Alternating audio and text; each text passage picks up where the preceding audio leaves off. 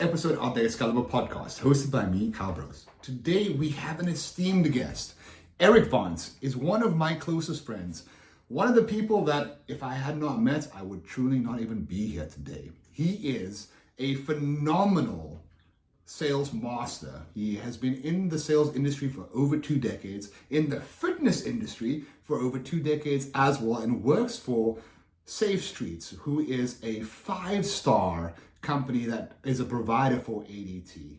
Welcome, Eric Vance. How's it going, brother? I'm glad to be here, man. Glad to be here.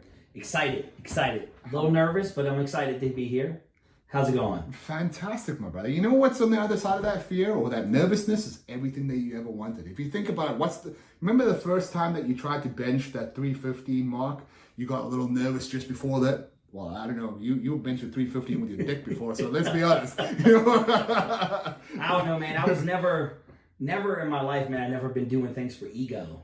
I do it strictly just to see what I can how I push myself. Definitely. Everything I've always done, it's never been ego, like, hey, I want to be better than somebody else. It's more about what can I get out of me? What can I prove to myself? And I've always been that way, whether it's been high school sports, whether I've been benched, back in the day, and what can I do to get better? Right. And that's just kind of how I always live. I'm a hustler. I grind and I figure out a way to get better. That's just really what I master at, I feel like. And I think you're a true testament to what people are really capable of if they just put the hard work in.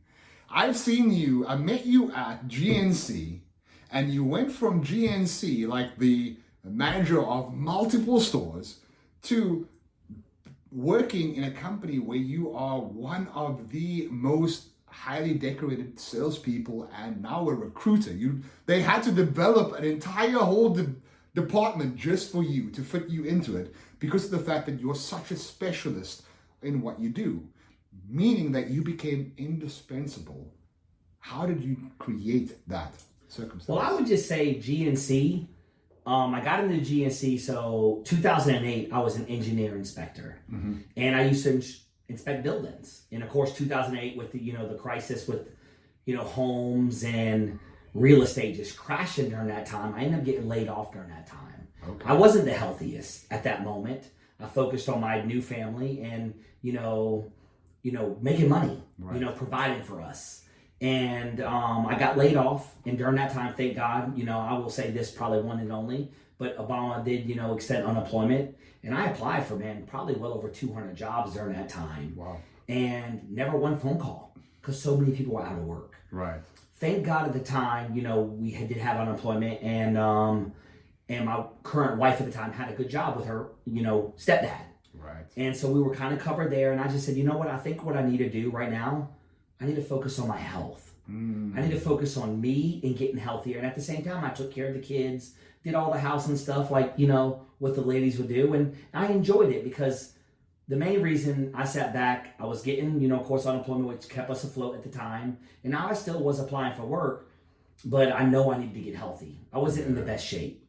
Pre-diabetic, high blood pressure, things like that. And I just said, what can I do to beat this? I had no coach, nobody to help me. And I helped myself. I figured, okay, if I don't eat carbohydrates, my sugar won't go up. Yes.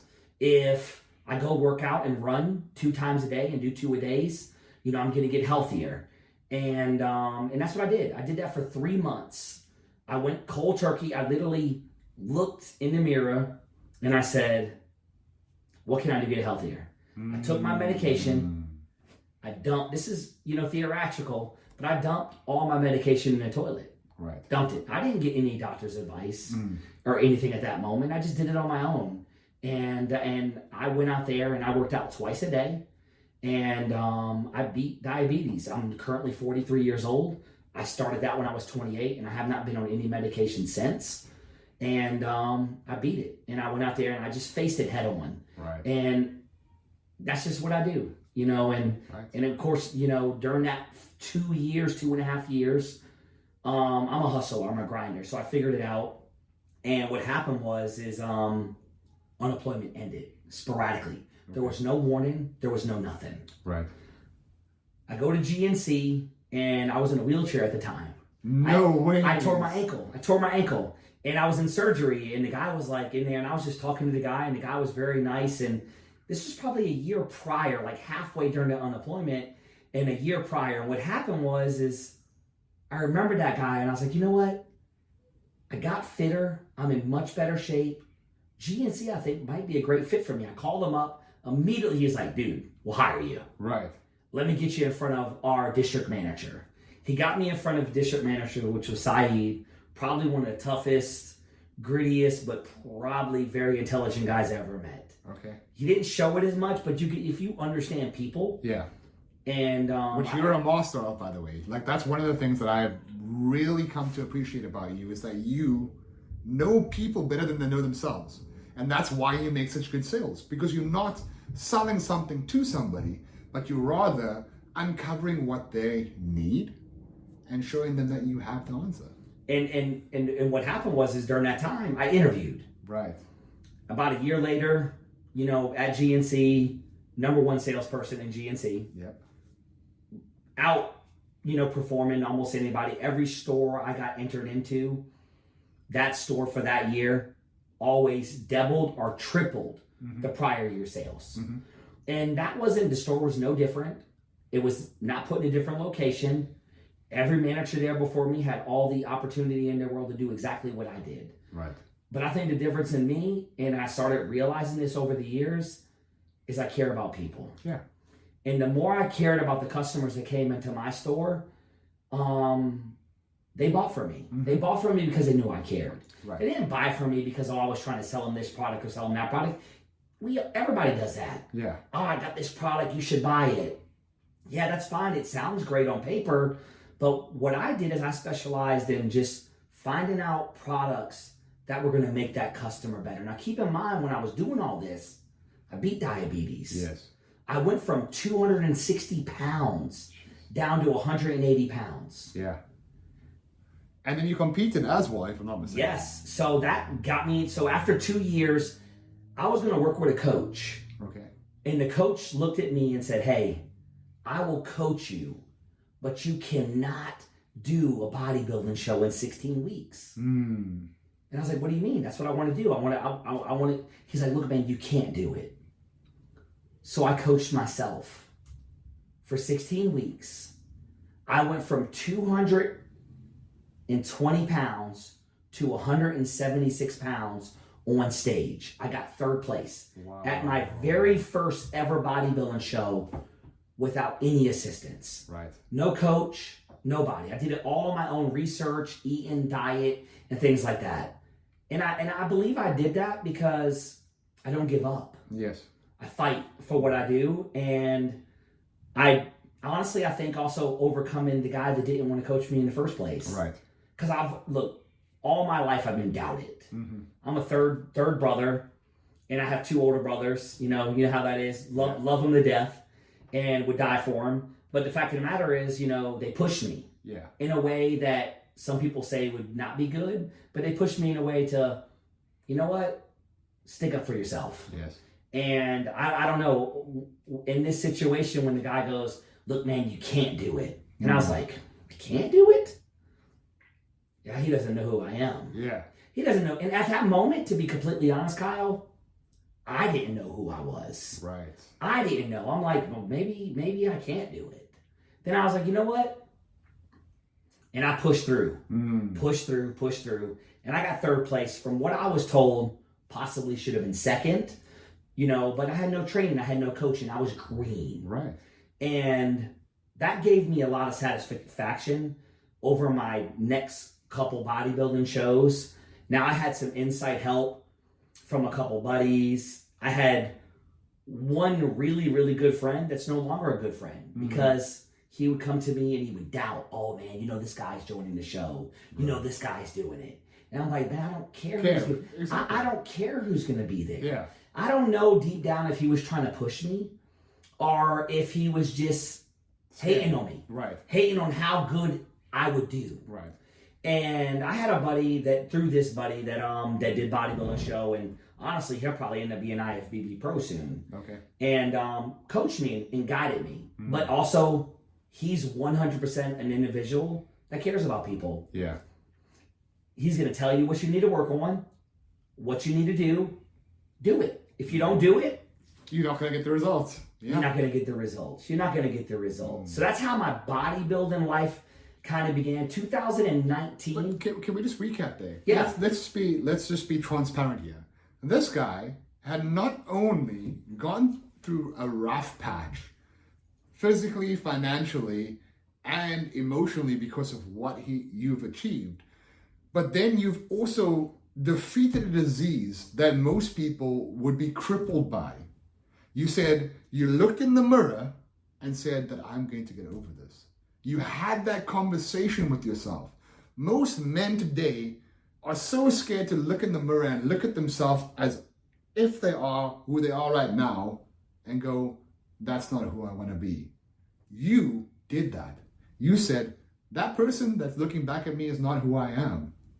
And you changed the narrative of who you are and turned into who you could be. And this is while he had 3 kids at home? Three kids at home. He's now a father of 5. This guy's like a multiplier of notes. Let's be honest. A father to the nation as well. Yes. So, yes, I went, when I first went to the doctor, I was pre-diabetic. I didn't know nothing about it. I didn't do research. I'm blind. Right. This is my doctor in front of me. What do? I'm an American. I listen to my doctor. Mm-hmm. She goes, Eric, you will never come off of this medication. Right. I'm like, okay. I'm like, whatever. I just took it with stride and took the medication like anybody would do. Mm-hmm. I was dumbfounded. And the more and more research, actually, when I started getting healthier, Kyle, I didn't do research about diabetic medicine. What do I do to get off of it? I just did it. Right. I'm the kind of, I get certain feelings and things come over me and I'm like, I feel like this needs to be done. And I just do it. Mm-hmm. And I don't do it for myself. And that might be probably my worst attribute as a man. You're very unselfish. That's the biggest thing. I'm very unselfish. So, I had a wife and I had 3 children. Yeah. And I had a daughter. And I was raised with 4 brothers. Right. And I had a daughter. First daughter, I've never lineage. Like it's a daughter. I never had a sister. I had my mom. I never was around any cousins or anything. So this is the first young female that I've ever been around my entire life. Right. And I was like, at one point I might want to walk her down the aisle. And I think every dad dreams of that. Mm-hmm. Hey, can I walk my daughter down the aisle? And I know it's cliche, but what can I do to be there for her? Right. And I got to dig within myself. Because, look, the health system wasn't going to help me. Definitely. They're not going to help me. I'm going to be on this medication forever. Right. Oh, you'll never come off of it. That's what doctors want, man. They prescribe me statins. I've never taken statins in my entire life because of your advice. You said, Cal, leave that shit alone. You're going to have a limp penis for the rest of your life. And I was like, all right, thank you, Eric. Hey. Never touching that. Hey, but the doctor's like, hey, limp penis or live, right? Yeah. There's a lot of men out there that say die. Right. I was one of those guys. Let's die, limp penis. No, but really the moral of the story is believe in yourself. Right. Enough people don't. Right. There's a lot of things that can overwhelm you in life in general. Don't let it affect you. It affects you, but it's how you deal with it. I've always been the kind of guy, and my friends tell me this, I can get into a fight with my wife the next day. And it's gone. But I go to work the next day. Mm-hmm. And a lot of people dwell on this. Yeah. I understand why they dwell on it, mm-hmm. But when a customer comes in my store, and at this time I was getting paid commission, I gotta let that go. Yeah. I gotta pay bills. Right. I gotta keep food on the table. Mm-hmm. And I always been that way, whether what goes on, a breakup, when I was younger, a fight with my stepdad, an argument with one of my brothers, no matter what, I just perform the next day. I don't hold a lot of grudges, probably should hold more grudges, but I feel like if I held grudges, I wouldn't be the person that I am today. No, definitely. And with grudges, I feel like you just gotta I'm just gonna be honest, let shit go. Yeah. Let it go. And that customer that came into my store that day had the best possible experience. But they don't need to know what I dealt with the previous day. When I was at GNC, I felt like I was almost a doctor. Right. I really want to change their lives, man, because I know it can be done. Well, here's the thing, you were. Especially to me. I came to you. So how I met Eric is I came to you. I had asked you for some advice. You gave me some advice, but then all of a sudden I went away back to South Africa, came back, and I come back in a sling. And this guy's like, what the hell did you do? I'm like, yeah, man, I don't know what's going on with my arm. I literally don't know. Didn't for like a little while you told me you like parachuted and it broke? No. Did you tell it was off the start was arm wrestling? Yeah, start was arm wrestling. I swear it was a different. I think you told me something, no, but I can't remember. It was arm wrestling, and then I'm like, these guys don't know what the hell's wrong with me, dude. Like they opened me up, they did an operation. They said my bicep tendon was torn, but then it wasn't actually torn, and they stitched me up and they left me for a month. Literally during that month, I didn't have feeling of my hand, and I couldn't actually close it. I was literally considering like killing myself, ending myself. And you went, dude, just come to the gym with me. And from that, you were able to pull me out of this hole that I was so deeply engrossed with, because all I was thinking about was, I'm never going to be able to use my arm again. And I remember during that time, you had a story yourself. And your story yourself was you weren't always the fittest. Right. And you weren't always felt the most confident about yourself. Mm-hmm. And here I am, I see you as you. I don't care how you look. I don't care where you came from. I'm just listening to you. I try to help you. I'm like, hey, let's take this pre-workout. Let's take this hormone test booster. Let's take this. Let's try to heal you faster. Right. And I think we worked out a little bit. And at this moment, you didn't even know you had a broken arm. Right. Yeah. So American medicine, again, guys, at its best work. American medicine at its best work. He never even got an x-ray. Mm-hmm. They opened his arm up, felt his bicep, scarred him, and never even checked to see a basic x-ray. Never even knew that his arm was broken. Right. By the time they found out, Kyle, I remember your arm was already healing. Right. Your arm was already healing. Yeah. Because I don't remember this man's an animal out in the woods somewhere. He's not healing. Look, I knew it was in him. And I think he knew it was in him. But this man's already healing. And I swear to God, I remember when he told me his arm was broken. And this man walking around like I was flabbergasted. Now, I would probably be crying every day. Like, oh my God, I'd probably be in torturous pain. He's built different. And that's probably from his upbringing and certain things that he's dealt with in his own life. But I just saw an absolute animal in him. And I just saw the good in him. Because God, man, everybody I think sees the good in you.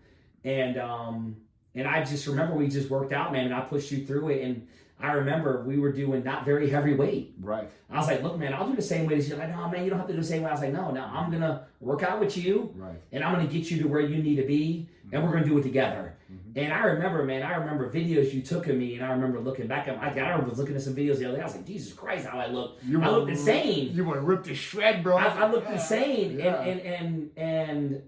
And we, at that moment in life, we came together for a reason. Yes. I always believe you meet people for a reason, but I believe true to God that we came together for a reason, because I think I just told you today at the cookout, and I said, not always family is your family. Yes, sir. People outside of family, like yourself, well, now family, exactly. family, but you know where I'm going with it. We're not blood relatives, but we're relatives. Yes. And but I saw something in you, man, and a good soul, a good heart. And another person that cared about people. Yeah. Dude, I remember, man, Kyle's not the guy that's going to see somebody getting picked on and deal with it. He's not going to take it very lightly. And that's how I am. Right.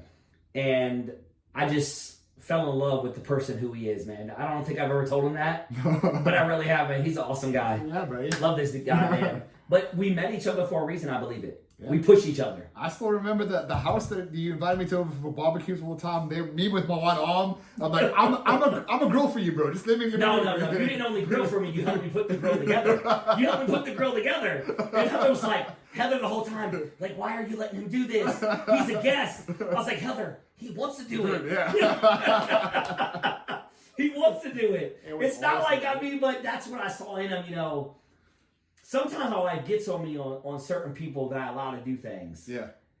As a man and as a father and as a husband, you have to read people. Yep. You shouldn't allow people to do certain things for you. Right. But you knew that me doing that was going to get me out of a mind space, and it gave me something like a task to focus on. And that's what, again, you were building me up. I don't know if you realize this, but you were going, okay, if I give him this task, it's something that is going to help him to okay, he's got a little confidence in him back again. And that's all the confidence is. It's learning to trust yourself little by little. And that's whether you realize it or not. This is the emotional plus the psychological journey that you took me on. You said, okay, Carl, let's go and do this. And then you let me build it with you. And then we had a grill. And then we took the grill. Dude, we partied all summer. We're having fights. We're having fights in his backyard. It was awesome. And I remember, Kyle, you did something. And, and it's something I don't think I would have done. And I always remember this about you. I remember during COVID, we were working out. We couldn't go to gyms. And I entered a contest, remember that time? I entered a challenge contest during this time. And you're like, screw it, man, I'm going to come over and work out. I got all this equipment. And I remember, I think you arrived 15 minutes early one day. And I was like, dude, go in the house, man. Go in there. They love you. And Kyle goes, nope, I'm going to sit in my car. I don't even know if you remember this. Yeah, dude. I don't know if you remember this. He goes, nope. I'm not going to go in there. And at this moment, I was like, why won't he go in? But then I thought about it, and I said, I had an ex-wife, and there's an ex-wife for a reason. And there's boundaries in relationships. You, like, hey, look, I don't even want to cross the line. I'm not going in this house with Eric's wife or whatever. And I thought about it, not even like right away. It might have been years later. I was like, damn. Like, this man could have easily went in my house and, blah, blah, blah. He's like, no, Kyle's the kind of man. I'm like, nope, I'm Eric's friend. Yep. I'm his wife's friend second. Right. But you're family to all of us. Right. Even my children. My children love you. Right. I think sometimes they love you more than I do. But that's the kind of people I like to keep around my kids. They care about them. Yeah. Because I know, God forbid, if there was a shooting in my front yard. I'm the first one but there's not one man that's jumping in front of bullets. Just two men. Right. But that's the one thing that, you made me better. Like, hey, if I felt like, and I thought about it, I was like, damn, if I went to one of my buddy's house and he wasn't there yet, I'm just such an outgoing, friendly guy. I would just go in their house, not thinking consequences, right? Let's go about it that way, hypothetically. And but I just felt like that just even more showed me the kind of man you are. Well, I have respect for you, dude. Yeah. I like, again. I want to ask you this. Did anybody ever teach you that, hypothetically, like a parent, a friend, or dad, or a situation you may have been in? I put myself in that circumstance because I had a cousin that would do that. He would go into the house with my ex-wife. Oh. And eventually that happened where they actually ended up in a relationship together. And I would never want to put anybody into a position like that. And I'm not saying that would ever happen because that's not my mind. No. But I want to put your mind at ease and be like, listen, dude, I am sitting in the car until you arrive. And that way you know where my allegiance lies. My allegiance is always going to lie with you. Full stop. If you told me that you killed somebody and you needed me to come and bury the body with you, I would do that shit, dude. Hey, Google, don't listen to it.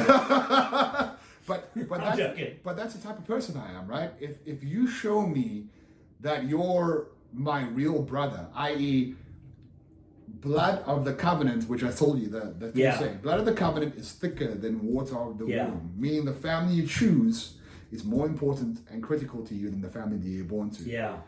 To me, if you show me that sort of allegiance, I'm going to show you the utmost respect. If you don't show me that allegiance, I'm just not going to fuck with you. God, I'm trying to think now. I think Hayden may have been a year old. No, Tristan was a year old. And he's 9, going to be 10. Yep. And this is the first time I ever brought that up to you. Right. But I understood years later why you did it, but I never thought to ask you why. This is the first time I ever asked you why. Yeah. And, that's touching because, with my ex relationship, I had a friend during the bodybuilding world that, was doing a lot of things similar to like what you said, maybe your cousin did. And with my ex-wife and coming in, and my ex-wife was feeding them extra meals. These are meals I pay for. Exactly. These are meals I pay for. And, and I just didn't put it together. Right. Yeah, I didn't put it together, and eventually ended up leading to a divorce, and two additional beautiful children to my life. Yeah. And I think everything happens for a reason. I also got married. God, Kyle, I think you were young too. Yeah.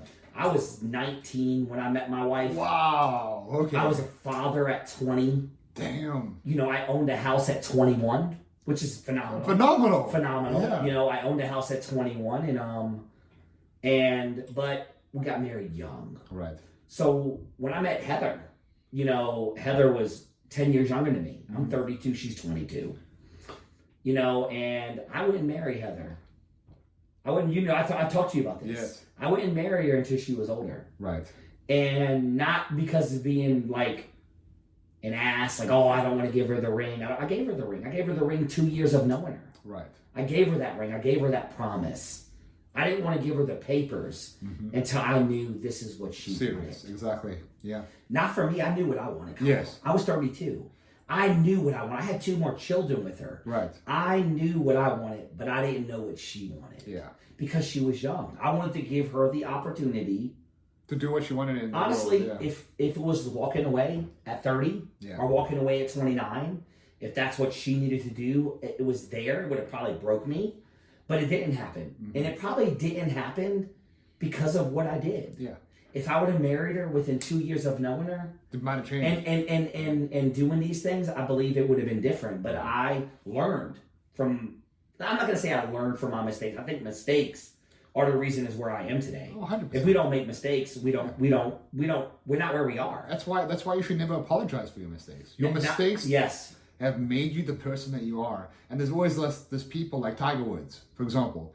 He did all those indiscretions, but it made him who he is. Yeah. So why are you apologizing? I lost respect for him when he went up there and apologized. I'd have been like, you know what? I did all this stuff, yes, but it made me who I am today.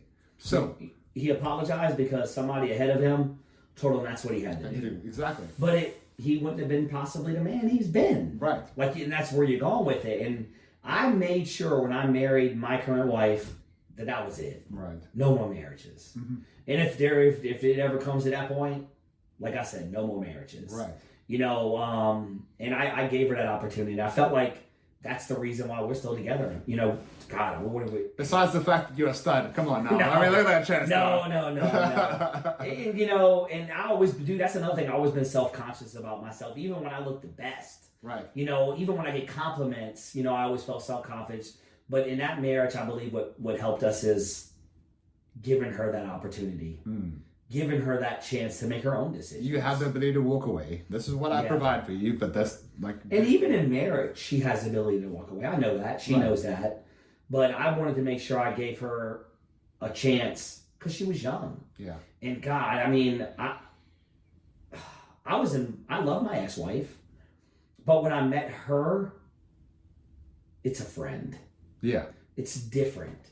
It is different. And I say you meet people like you. I met you. You're a brother from another mother. Yeah. It's the honest truth. China from another vagina. But when I met her, it's like, Jesus Christ. Like I'm Kyle, we've gone out nights together. Yep. And I'm like, damn, I think we would have more fun with Heather. Right. And you just said, like, we probably would. Right. Like, that's just the kind of person I chose. You chose somebody that amplifies you. Yeah. So you're this amazing dude by yourself. But when Heather's in the mix, she like takes you up to another level. It's a multiplier. You met the multiplier for you. Yeah, I think I did. Well, she also multiplied your amount of children. I mean, God, I would have more. But she's like, no.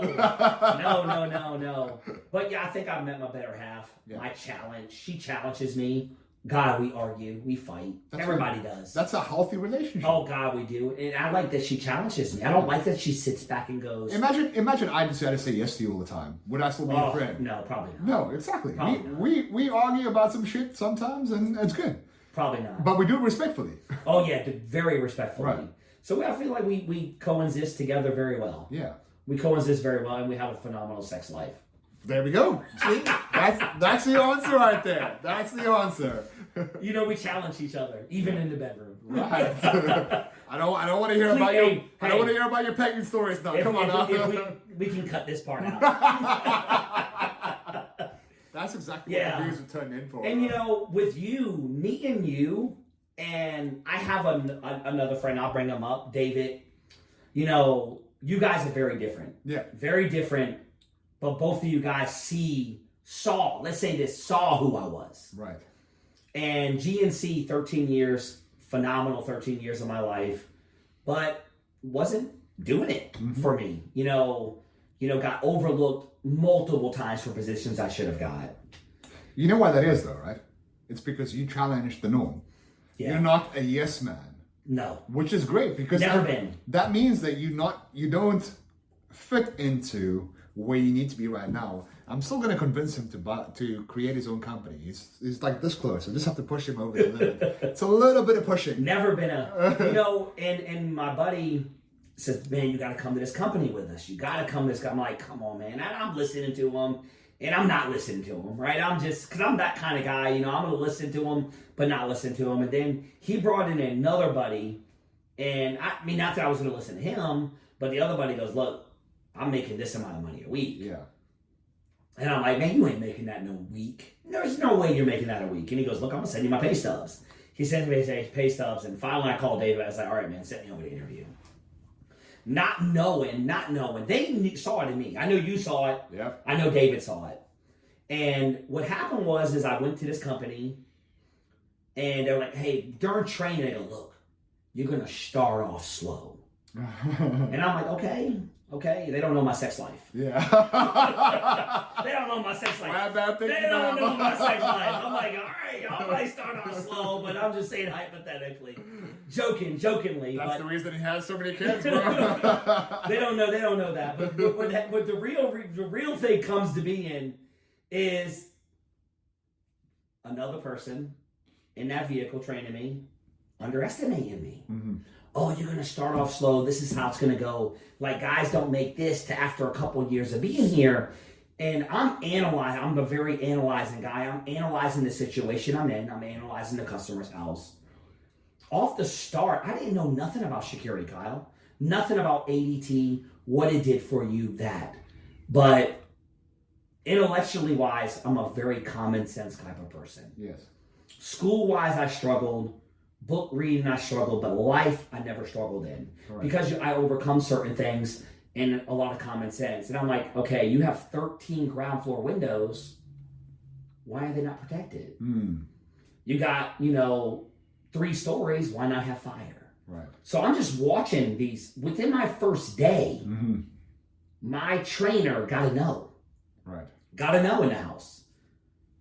And I'm like, man, I said, do you mind if I speak up? And she goes, no, what do you got to say? And I said, look, you run a business out of your home, a bakery. Mm-hmm. This is your livelihood. And she goes, yes, I bake cakes, and her home is her home / business. Right. And I said, you got to protect this stuff. Mm-hmm. And I looked at her, and she goes, yeah, I've just moved in, blah, blah. I was like, that's fine, but you have to invest and to protect your business. Mm-hmm. You should care more about protecting your home, but it's her business. And we got to know I think 1,500. We got all the windows, fire, gas protection. She had ovens all over her house. Wow. Like pluggable ovens in. Like, this is a fire hazard. Yeah. I'm not a home inspector, but I'm like, 13 ovens in your house. It's a lot. Probably a fire hazard. Yeah. And I said, look, I'm not telling you what you should do with your money, but I believe you should protect your home and your assets, your business. And the lady looks at me and she goes, let's do it. My trainer in the car, we got in the car, she's like, man, did you see how I did that sale? Did you see that? And I said, yeah, you did a good job. Right. And I didn't take any credit. Right. I sold that job. Yeah. I go to Fredericksburg. I was training with David, my friend, and I go to Fredericksburg, and I'm with a higher up, like not higher up at this time, very intelligent guy. Mm-hmm. Maybe not the best people person, but intelligent guy, smart guy. And he's at a customer's house. This is all during training. I am not on my own. No experience. Yeah. And the customer, the lady stated, my husband travels a lot. I'm home a lot by myself. Mm-hmm. Jerry, at the time, phenomenal guy. Love the guy. He pitches the system, $2,500. Right. They're like, I don't know. Yeah, they no. And I was like, you mind? You know, I kind of looked at him. He goes, no, go right ahead. And I just looked, I said, look, you bought this home recently. You care about your wife, right? He goes, I love my wife. Mm-hmm. And I said, I love my wife too. And I said, your wife stated twice during this conversation that she's scared being here alone. Mm. Your driveway is dark on this side. Just common sense. It's dark. Mm. She's scared. Let's protect her. Money really wasn't the issue. Right. It's what value. Right. Value. Mm. They didn't see the value. Right. So I bring value. And like, you need a camera here. Yeah. If God forbid something ever happened, she needs to be able to check the camera before she goes into the garage. If she's nervous, look up the camera. She can call you, hey, honey, can you look on the camera and see what's going on? Mm-hmm. I don't know him, but I knew where she was coming from. You know why? Because I'm a husband. Yes. I have a family, and I already knew where she was coming from. And the husband was like, okay. And I said, these windows, you're gone. And you're providing mostly for your family, right? And the guy goes, yeah, I love my family. I said, let's get these windows. Mm-hmm. You got to protect her. The guy was like, yeah, you're right. He's like, you know what, man, let's do the system. Let's get it. Right. The exact $2,500 that he said no to, he said yes to. It's about finding value. It's also what you're describing that you do is that you find something relatable to the people and then you get them out of their own way and give them the ability to see the value that you're bringing to them. So you're saying that she's indicated she has a problem, but instead of highlighting the benefits of the system, you're going, no. You feel unsafe. This is how we can make you feel safe. That's very different. And the bottom line is I cared. Yeah. I actually was worried about her. Yeah. She lived kind of like in an area, and that's where I think they felt. The difference between him and I is just the care. Did he care? Yes. No. But did he see? But he's coming from the technical point up. He's going, our camera has HD. It can pick up a mouse's ball hair, right? That's amazing. People don't care about that. People care about, is that camera going to make my wife feel safe? Right. That's what you did. You went, yes, we have this amazing system. However, when we put this in place, you're able to check it before your wife gets into the garage. That way, she knows that it's safe for her to go. So you've created a circumstance in your mind that relates directly to them because you put yourself in their position. It's fact. Right. It's relation, but it's fact. Right. Everybody wants to feel safe. Yeah. Even as grown men, I hear things at nighttime. I'm like, damn, what is that? No, you don't. Come on. I mean, let's be honest. No, we all. You're big ass arms. No one's coming into your house. But at the same point, it's not just me. If it's just me, I wouldn't care. Right. But it's my family. Right. So that's where I get nervous. Not nervous for me, yeah, but nervous for them. Mm. Because what if I couldn't win? Let's have backup. Yeah, and that my security system is the backup. Yeah, so you have this blackout. Yeah, bro. yeah. I mean, you might not be able to make it every time. You might be a Jean-Claude Van Damme afterwards to revenging our family's death. And you probably 100% would. Don't be saying that. No, you're not going to. Never would happen. But, so long story short with Safe Streets is I've had tons of jobs. Yeah. To a certain point, I've always been myself. But jobs limit you of being yourself. Right. With Safe Streets USA, I've never been limited of being myself. Every customer home, every install I ever did, every recruitment I ever did, I'm me. Authenticity. And this is the only company that I know of that I'm not going to say allowed it, but accepted it. Yeah, didn't hinder it. Why not? Why hinder? Yeah. And, and I was a field technician 3.5 years. My first year, top 25. My second year, top 5. My third year, top 10. Brilliant. And guess what? I never tried to be any of those. Yeah, you just tried to be the best of you. All I did was protect customers. Right. I treated every customer like my family member because they were. And I treated every customer like I cared because I did. Right. And because of that got me to, we have contests. And I did well in contests, but I never tried to be first place in a contest, pushing something on a customer they didn't need. Yeah.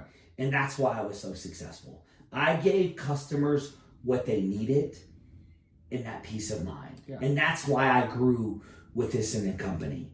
And I always had a niche with finding the good in people. Like you were easy candidate, hypothetically, when I met. You were a good guy, man. You were a solid person. But I'm with Safe Streets with my company. I had a conversation with a higher up and he goes, Eric, what can we do to get better? What can we do to get better? And honestly, initially, I was like, we need better people automatically, right? And that's what I thought. And my wheels were spinning and we're in a hot tub. I still say we need to get a shirt made. Yeah. Me and Paul Venezuela, one of the vice president of regional sales in our company. And I said, we need a t-shirt and we need to make a t-shirt because it did happen in a hot tub. My position happened in a hot tub at a vacation that I went to, and I almost did not even go to the party where I was invited to because I wanted to spend time with my wife. Right. But it's a company party, and I went there, and it created a position for me because they saw who I was. Kyle, they saw who I was, yeah. And I said, he goes, how do we get better? My wheels are, and I said, I'm a trainer at this point. I train guys. And I've had a lot of trainers that probably shouldn't have been to the right of me. They probably shouldn't have got the job. Yeah. And he goes, how do we get better, Eric? I said, we get better. Keep in mind, we get better as people by having what around us? Better people. Better people. Right. If you want us to get better as a company, let's get better people in the seat. Let's find that diamond in the rough. Because 1 out of 10 diamonds, 9 okay ones, and 1 diamond is the difference between $250,000 in enhancements or $600,000 in enhancements. 100%. 10 diamonds in 1 year. $6.5 million. $6.5 million in revenue a year that can bring a company. Right. My goal is to go find diamonds and find people that I believe that can do this job. I'm not 100%. Nobody's 100%. Yeah. But I attract towards people that care. You know why that is, though? Because you were created that way. How do you create a diamond out of coal? Hard times. Pressure. And heat. Pressure. So that's what you're creating the diamond that you are through that. And you go and find people that are like you. I don't know if you realize that, but you find people that are related. They're like-minded. Yeah, 100%. Like-minded. Maybe you had some rough past or trauma creates the best. Just in general. And and I, after 1 year out of the hot tub, about maybe 10 months later, they reach out to me and go, Eric, we need people in these couple cities. And they sent me to California, and I've been there. I might have even called you during this time. I don't know if you remember, but I called my wife for sure. I'm 10 days in, man, 150 numbers of people everywhere you can imagine, Kyle, everywhere. And I'm like, I'm failing. I'm like, my mind's rolling. I'm stressed out. God, I don't know how many miles from home, Virginia to California, flying an area. I've never been to California before. And I'm struggling. I'm like, damn, I'm not going to make this work. And I figured it out. A couple tears, hard conversations with my wife, missing my family, missing my children, missing my family. My kids are scared. They're calling, Daddy, I'm nervous about you being home tonight. I'm hearing these things. And in the back of my mind, I'm like, man, if I just find out one person that is struggling right now, that needs to be helped, that needs the help, that needs me to find them. And 150 numbers, Kyle, 10 days. Wow. 12-hour days, 13-hour days, nonstop, malls, businesses. You can imagine I pitched it. I have 150 numbers. Yeah. Not one person following back up with me. Wow. Thank God for California. I guess I don't like the work. No offense. No offense, California. But that's why Matt's over here, man. but did I'm thinking, what can I do? Yeah. There's a way. And I was on the phone with my wife, and I said, with the technical school, I did masonry school when I was in high school. What about technical programs in California? Specifically, California was huge. Yeah. Technical program, kids that are going to school, electrical, HVAC, masonry, welding. Right. Let's target them. 3 days. I went in front of 3 schools. I've never spoken in front of anybody before. I think I've talked to you about this. Yes. I never spoke in front of anybody, but I knew my job. Yeah. I knew the kind of person I was looking for. Mm-hmm. And I hired 10 people. 10 people in an area where we couldn't find no one. Wow. 10 people, 300 jobs a year, times 10, huge asset to our company. Now, all 10 of these people weren't incredible, but I was able to figure out a way to get bodies in a seat to where they couldn't. Right. And I did it. And I did it under pressure. I did it under doubt. Mm-hmm. I did it under fear. And I did it on all the doubters. Mm-hmm. I did it on all the doubters, Kyle. All the people like, oh, Eric, you're never going to achieve anything. You're never going to amount to anything. But that's what you thrive under. I thrive on it. I thrive. It's weird. I thrive under it. Whereas I'm the opposite. I know that you're going to achieve things, so I'm going to light a fire under your ass. But like, come on, bro. This is not where I see you. I still want to see you as the CEO of your own company.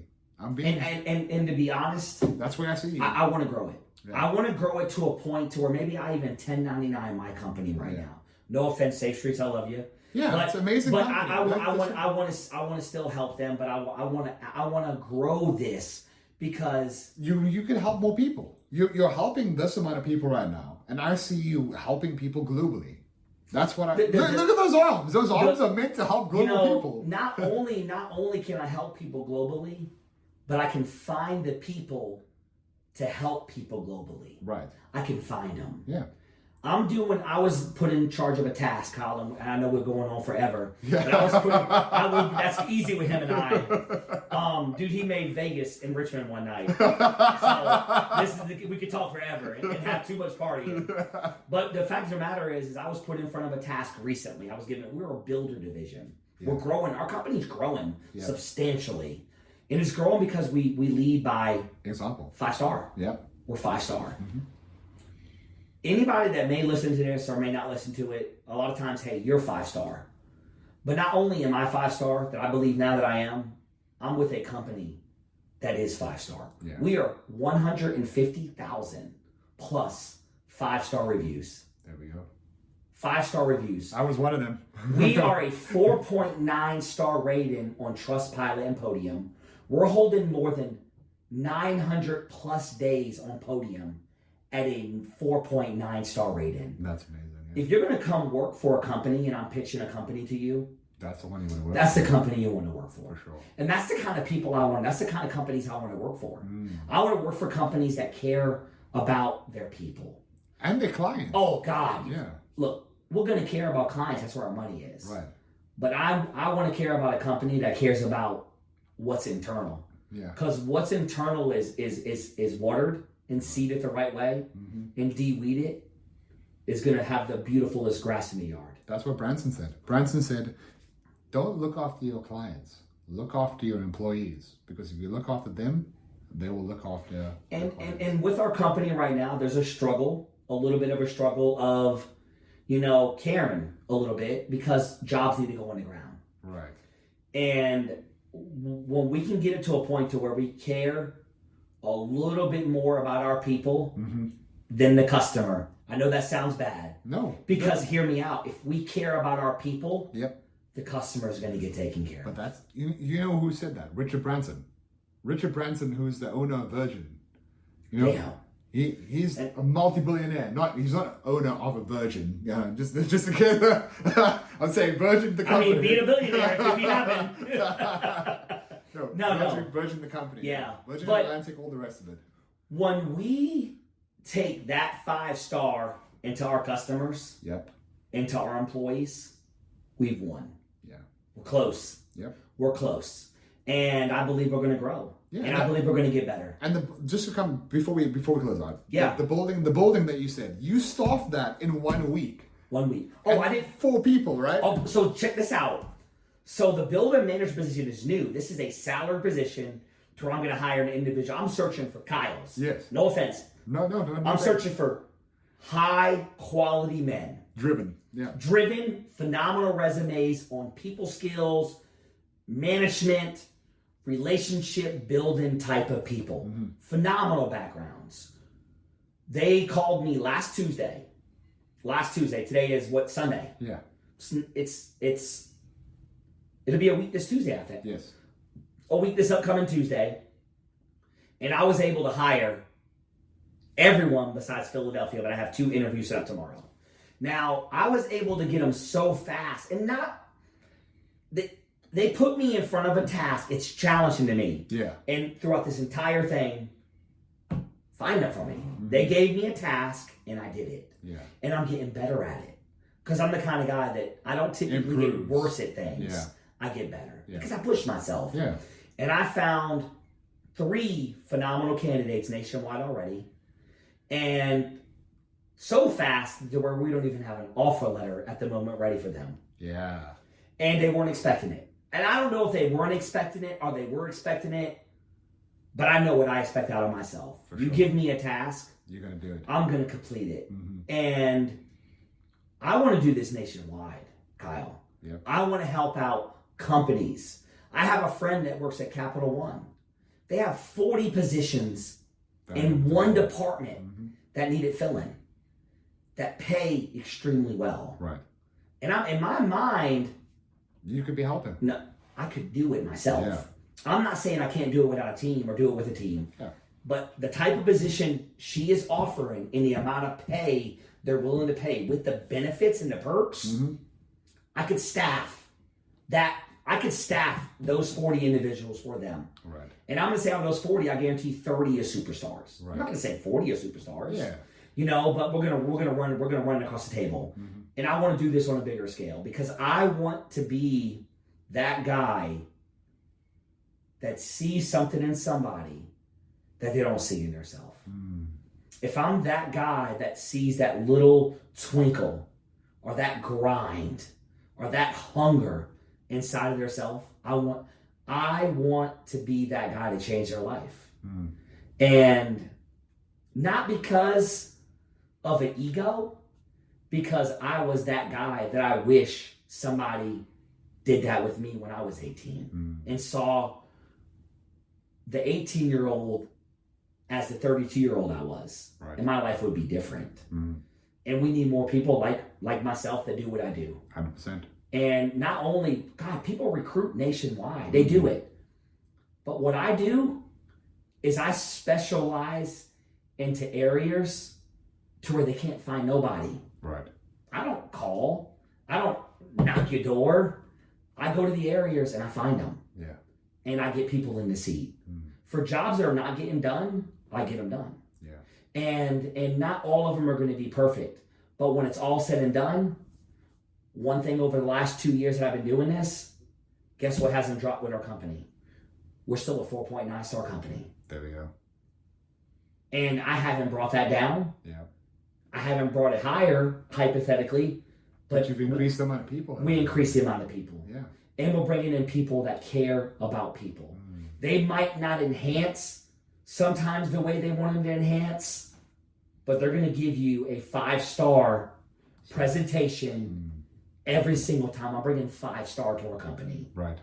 And I know they want more, and I know everybody wants more, but 5-star people are going to take criticism, they're going to grow, and they're going to become your $600,000 people a year. Right. 100%. 100%. And look, success is not easy. Yeah. It's how hard you work, and I believe it's how much you care about people. Mm. Success in my eyes is taking care of your family and not worrying about next week, not worrying about the next bill. Mm. Success is falling asleep at night, and when your 4-year-old climbs in bed with you and hugs you and says, "I love you, Dad." That's success is so much more than just money, but success is peace of mind. Right. Because if you're succeeding in something, you're succeeding in everything. Yeah. Succeed in life. Yeah. Love you, brother. Love you too, my man. Hi, Well, that was man. a great ending and a great position to stop the podcast at. I'm gonna have you on again because we have a long. Oh wait, there's so much more stuff. But can you tell the viewers where they can find you? Because I believe that a lot of people want to be able to connect with you. They want to be able to at least reach out to you and maybe say, "Hey, listen, Eric, I heard your podcast. I wanna have a job with you, or I want to have some Q-sheets with you." And this is awesome. So we do hire nationwide. Yep.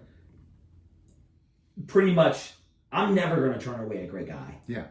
And if we're not hiring, you'll find. I'm gonna put you in front of the manager. If you're the right guy, I'm gonna put you in front of our manager. Yeah. And I'm gonna be honest. One thing I'm gonna tell you right now: our company average at the moment is $86,000 per year, with more than 35% of our company field install technicians making between $100,000 and $250,000. There we go.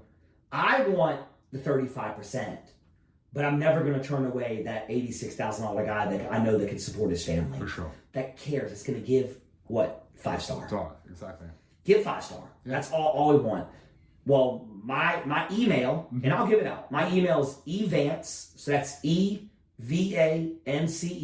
at safestreets.com, and that's SAFESTREETS.com. There we go. And honestly, I'm not gonna give my phone number. No. But I typically will. I communicate it more through phone number. But I'm honestly looking for strong individuals. And guys, we're hiring more than 90 people at the moment. There we go. And out of those 90 people, I will probably hire 40. And out of those 40 individuals, I will change 20 of their lives. And if anybody's listening, I hope it's one of you. Yeah. I hope it's one of you.